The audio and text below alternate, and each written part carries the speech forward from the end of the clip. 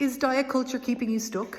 Are you trying to get fit and healthy while at the same time weighing yourself and tracking your food, or counting your calories, or restricting and binging, and all those things that diet culture just makes you do and think you need to do?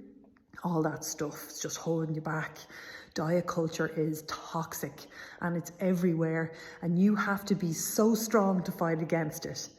If you do fight against it and actually focus on becoming fit and healthy, centered and calm, you'll get exactly where you want to be, and you'll feel fantastic.